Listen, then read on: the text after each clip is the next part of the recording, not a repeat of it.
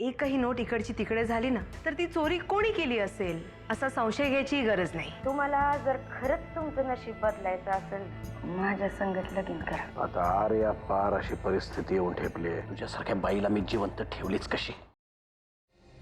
हे सगळे विचार डोक्यातनं काढून टाक. या सगळ्याचा बाळाच्या तब्येतीवर परिणाम होईल. माझा अजूनही विश्वास नाही बसत. बाबा माझ्याशी आणि माझ्या बाळाशी असं कसं वागू शकतात? नरसिंहाच्या अशा वागण्याचं मला अजिबात आश्चर्य वाटलेलं नाही. हे असं वागणं ही त्याची खासियत आहे. त्या दारीने त्याला डिवचलं होतं तर तो त्याचा वंश तुझ्या पोटात कसा वाढू दे? याचंच तर मला आश्चर्य वाटतंय. मामा, ही बाबांची एकुलती एक मुलगी आहे ना, आणि आर्यन माझा भूतकाळ होता, पण हे बाळ माझा वर्तमान आहे, माझं भविष्य आहे. बाबा माझ्या भविष्याशी असं कसं खेळू शकतात? नरसिंह हा प्रेतावरच्या टाळूचं लोणी खाणारा माणूस आहे. त्याच्यासाठी नाती गोदी हे सगळे दुय्यम आहेत. आणि अशा माणसासाठी तू असं कुडत बसावं हे मला पटत नाही. मम्मा, ते त्याच्याही पुढे जाऊन काही करणार तर नाहीत ना? या बाळाला जन्म द्यायचा विचार तुझा पक्का आहे ना? मग अजिबात काळजी करू नकोस.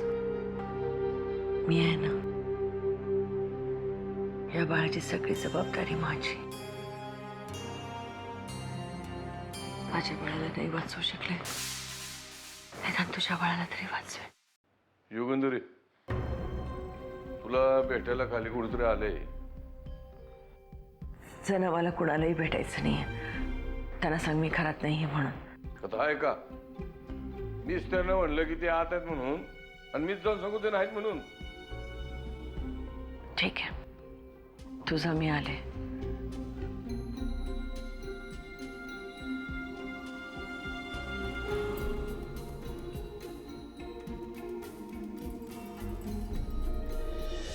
असं काय करताय? हे बघा, तुम्हाला माझं ऐकावंच लागेल, कारण प्रकरणच तसं आहे. तुम्हाला कशाचंच गांभीर्य नाहीये का? नक्कीच आहे, गांभीर्य मला नक्कीच आहे. पण काय आहे अहिल्या, तू जेव्हा एखादी गोष्ट सांगायला लागतेस ना तेव्हा त्यातल्या गांभीर्याची जागा भलतंच काहीतरी घेतं. कारण तू गांभीर्याची गोष्ट सांगायच्या ऐवजी एखाद्या गोष्टीत गॉसिप नक्की काय आहे ते बरोबर शोधून मला सांगतेस. अमृता घर सोडून गेली तिच्या सासरी. खरं तर ती लंडनला जाणार होती ना, मग अचानक हे काय? बघतो, घरात कोणाशी तरी बोलतो, त्यांना विचारतो आणि बघतो. आता बघतो, कोणाला तरी विचारतो म्हणजे काय? मी सांगते ना तुम्हाला सगळं, मला माहिती आहे सगळं. म्हणूनच म्हणलं, घरात कोणी जबाबदार व्यक्ती असेल ना त्यांना विचारतो आणि बघतो. चेष्टा पुरी झाली. नुसतं एवढंच नाही, घरात आणखी कुठला तरी मोठा कट शिजतोय. पैशांच्या बॅगा घरात आल्या आणि अचानक गायब झाल्या. नाही, या गोष्टीचं मलाही आश्चर्य वाटतंय नक्कीच. काय आहे ना, एखाद्या गोष्टीची आपल्याला पूर्ण माहीत नाही तोपर्यंत त्याच्यावर काही बोलणं ते योग्य नाही, नाही का? बोलतो मी, जानकीशी बोलतो. कदाचित तिला माहिती असेल काहीतरी. ती काय सांगणार? तिनेच रचला असेल हा कट. कारण आतापर्यंत अमृताचं आणि तिचं पटतही नव्हतं, आणि अचानक त्या खट्ट झाल्या. काय भानगड काय? ज्या अर्थी तुम्ही एवढे शांत आहात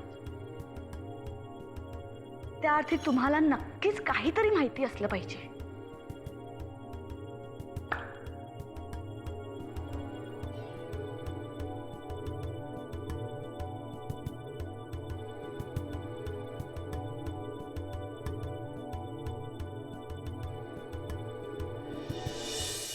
नमस्कार, मी श्रेयस पाटील. गेली अनेक वर्ष मी प्रिंट मीडियामध्ये काम करतोय.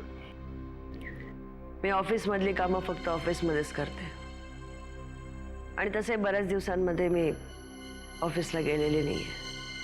त्यामुळे एक मिनिट, तुमचा काहीतरी गैरसमज होतोय. मी तुमच्याकडे नोकरी मागायला नाही आलो. उलट बऱ्याच दिवसांनी तुम्हाला एक चांगली बातमी कळणार आहे. आणि मुख्य म्हणजे ती बातमी आहे नरसिंह किल्लेदारांसंबंधित.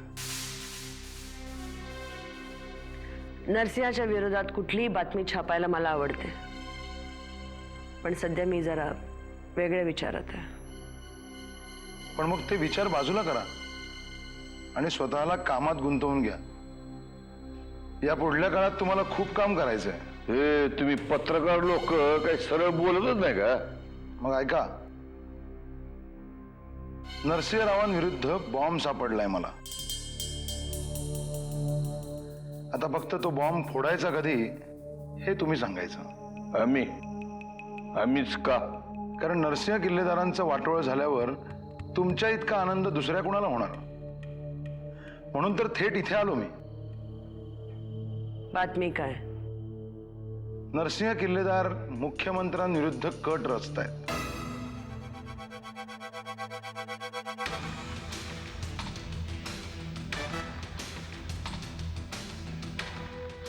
आणि या कामात तुमचे विरोधी पक्षनेते कर्णिक त्यांना मदत करतायत. इतकंच नाही तर एव्हाना 50 पेक्षा जास्त आमदार विकत घेतलेही गेलेत. त्याला काय पुरावा आहे? कारण तुम्ही जे सांगताय ते निव्वळ अशक्य आहे. पुरावा घेऊन फिरायला मला वेळ नाही. त्यामुळे तुमचा विश्वास नसेल तर 2 दिवसांनंतरची सगळ्या वर्तमानपत्रातली हेडलाईन वाचायला विसरू नका. येतो मी.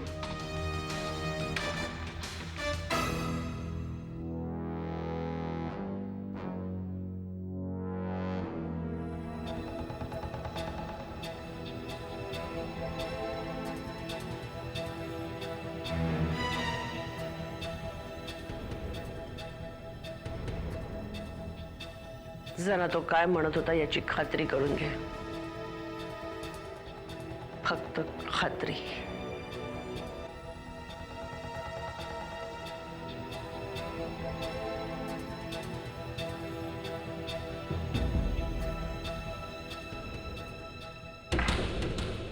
हे असली काम मला नको सांगत जो. अरा काय वंगाळ रे बाबा. डोळ्याने जे पाहिलं एका वाक्यात बोलायला शिक. जानकी वहिनींचं आणि आर्यनचं लफड आहे.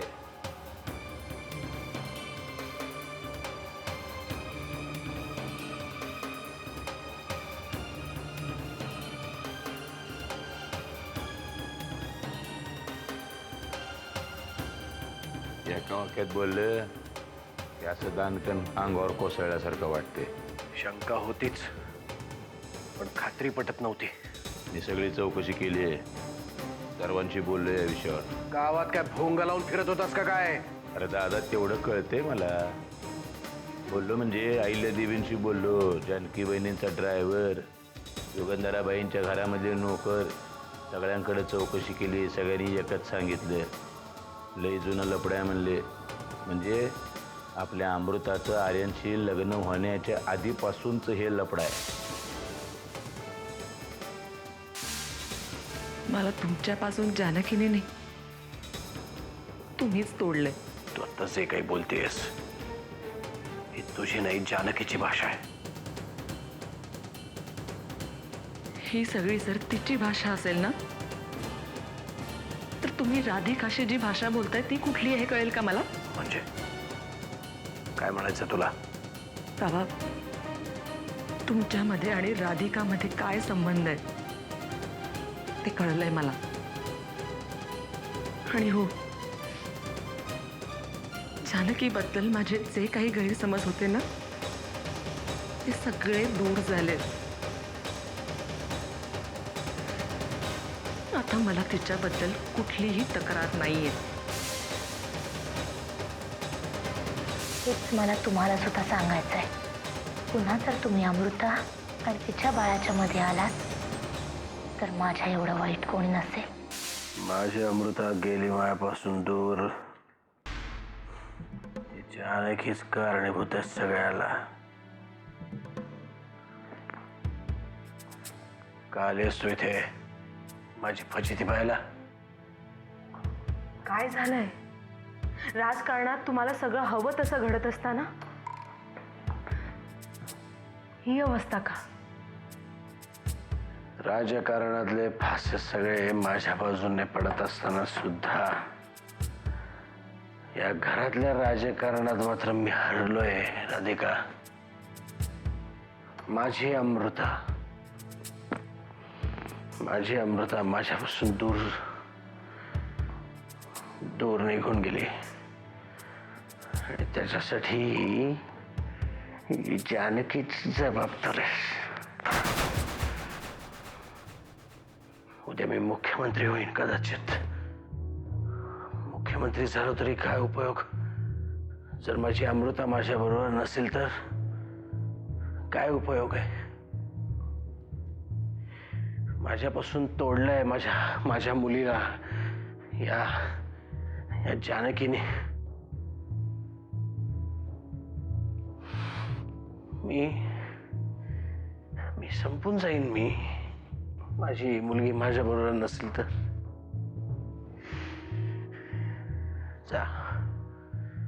जा राधिका, घेऊन ये माझ्या अमृताला घेऊन ये माझ्याकडे.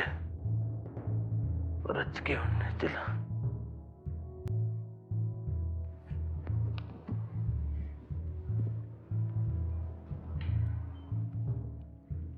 माझी अमृता मला पाहिजे.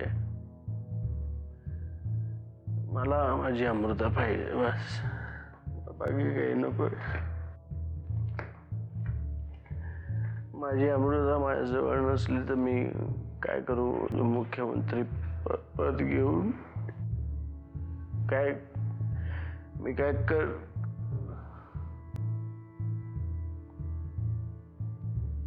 एकटाच आहे एकटा आहे मी. जानकीला मी नाही सोडणार.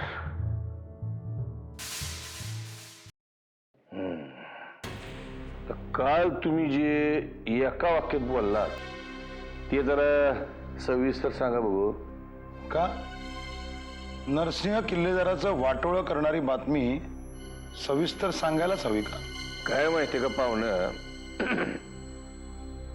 एकदा का दुधानं तोंड पोळलं ना की माणूस ताक पण फुंकून पितो. आणि या नरसिंह परकणामध्ये एकदा आमचं तोंड पार पळून गेलंय. अब्रू नुसकाराचा दावा अजून चालू आहे. पारणा चक्की झाली आमची. झालेल्या प्रत्येक अपमानाचं तुम्ही उट्ट काढू शकता. चला, माझी ही राजकीय बातमी तुम्ही छापूच नका. त्या बदल्यात मी तुम्हाला एक नवा बॉम्ब देतो. बॉम्ब? कसला बॉम्ब?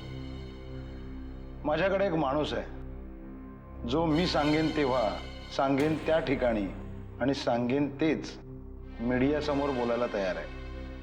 तेही नरसिंहच्या विरोधात. काय आहे की नाही बातमी एकदम भारी? वाट कसली बघताय सांगा की. जनार्दन राव, प्रत्येक बातमीची एक किंमत असते आणि या बातमीची किंमत आहे 3 कोटी फक्त.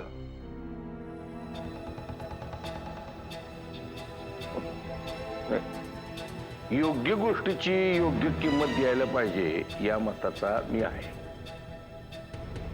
पण म्हैस पाण्यामध्ये असताना तिचा भाव कसा करायचा? चला मग मी तुम्हाला बातमीचं नावच सांगून टाकतो. संजय सातपुते. पोपटासारखं बोलेला. काय भाव कबूल असेल तर सांगा, माल दाखवतो. उशीर कसला करताय? ह्या नरसिंह किल्लेदारची फजिती होणार असेल ना का आम्हाला सगळंच मंजूर आहे. पण हे सातपुत करतं का? राधिका सातपुतेचा हा नवरा आहे.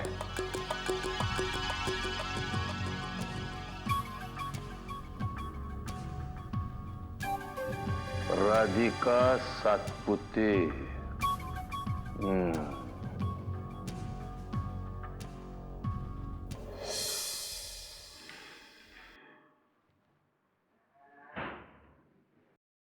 या वाकनीस या. कशी झाली नाशिकची मीटिंग? साहेबांनी जे जे ठरवलं होतं त्याप्रमाणे सगळं व्यवस्थित पार पडलं. आमदार खरेदी करत सुटले साहेब. दिसेल त्याच्या तोंडामध्ये पैसे कोंबून तोंड बंद करू पाहतायत. अहो एवढा पैसा होतोय नरसिंहा, पण हे सगळे आमदार त्याच्या बाजूने राहतील का? त्या वेळी एखाद्याने शब्द फिरवला तर? नाही, तसं नाही होणार आत्याबाई. त्यांनी जर शब्द फिरवला तर त्यांची काय गत होईल याची कल्पना प्रत्येकालाच आहे.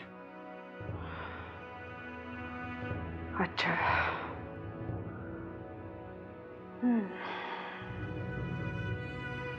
म्हणजे चुकीच्या मार्गाने मुख्यमंत्री व्हायचंच ठरवलेलं दिसतंय नरसिंहाने. चाललंय ते बरोबर नाही आहे वाकनीस. या पद्धतीने मुख्यमंत्री व्हायचा असता तर तो केव्हाच झाला असतो.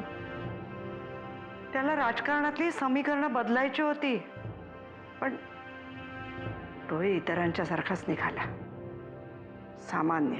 आत्याबाई, मला साहेबांची खूप काळजी वाटते. आत्तापर्यंत एक एक पाऊल पुढे जाताना पाहत आलोय मी, आणि आता त्यांनी उतरणीची वाट धरलेली असताना मी काहीच करू शकत नाही. हे आता त्याचं त्यालाच कळू दे. चुकीचा मार्ग त्याने निवडलाय ना, मग त्याचे परिणामही त्यालाच भोगू देत. ठेच लागल्याशिवाय शहाणपण येणार नाहीये त्याला. आत्याबाई, तुम्हीच काहीतरी समजावून पहा. अहो काय काय समजावू आणि किती वेळा समजावू? काही ऐकण्याच्या पलीकडे गेलेला आहे तो. आत्याबाई, मुख्यमंत्री करण्यासाठी हायकमांडवर दबाव आणावा म्हणून प्रत्येकाला वाटेल ती आश्वासनं देत सुटलेत. ते भागात पडू शकतं. आपण जीवाची घालमेल करून काही उपयोग आहे का? आपली तगमग त्याच्यापर्यंत पोचतच नाहीये. आणि तो जर डोळे आणि कान बंद करून चालणार असेल ना, तर एकदा पडूच देत त्याला. त्याच्याशिवाय नाही डोळे उघडणार त्याचे. असं परमेश्वराच्या मनात जे असेल तेच होईल. या तुम्ही या.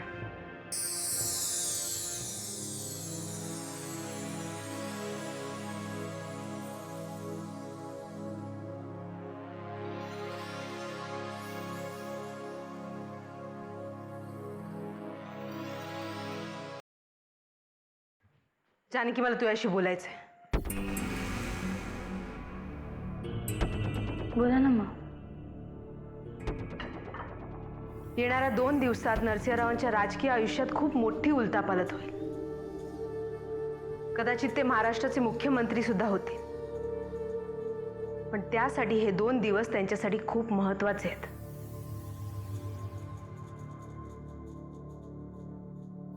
हे सगळं तुम्ही मला का सांगताय? सांगण्याचं कारण एवढंच आहे की या सगळ्या धावपळीत त्यांचं मन थाऱ्यावर असणं खूप गरजेचं आहे. तुझ्या एका चुकीमुळे ते डिस्टर्ब होऊ शकतात. किंबहुना तसं झालंही असेल.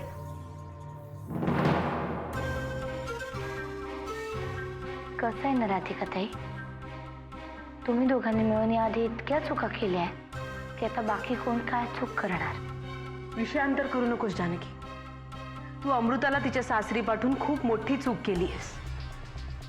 त्याबद्दल तुम्ही बोलू नका, कारण पोटातल्या बाळाची किंमत काय असते हे आई झाल्याशिवाय नाही कळत. त्यामुळे तुम्ही या विषयावर माझ्याशी न बोललेलं बरं. तोंड सांभाळून बोल जानकी. माझ्या पर्सनल विषयावर बोलायचा तुला काही एक अधिकार नाही. अमृताचं बाळ हा तिचा वैयक्तिक विषय आहे, त्यावर बाकीच्यांनी बोलण्याची गरज नाही. त्यामुळे आधी स्वतःचं वागणं सुधारा आणि तिच्या विरुद्ध कट कारस्थान रचणं बंद करा. माझ्या सहनशक्तीचा अंत पाहतेस तू. हो, आणि तुम्ही घरातल्यांच्या सहनशक्तीचा अंत पाहिलाय, त्याचं काय? त्यामुळे स्वतःचं वागणं सुधारा. आज तुमच्या कृपेने मी बळकटीवर झोपतेय, पण मी आहे तिथे सुखी आहे. कारण अजूनही मला या घरासाठी बरंच काही करायचं आहे. काहीही असलं तरी या घराची मालकीण आहे मी. गळ्यात मोत्याची झूल पडल्यावर गाढवालाही असंच वाटतं. मी राजहंस आहे. मी आहेच आहे गाढव, आणि मला माझ्या गाढव असण्याचा अभिमान आहे. कारण गाढव पडेल ती ओझी उचलतं. मला राजहंस या पक्षाबद्दल कधीच आपलेपणा वाटला नाही. कारण मोत्याचा चारा खाऊन झाल्यानंतर तो उडून जातो. माझा जीव गाढवावरच आहे, कारण ते शेवटपर्यंत साथ देतं.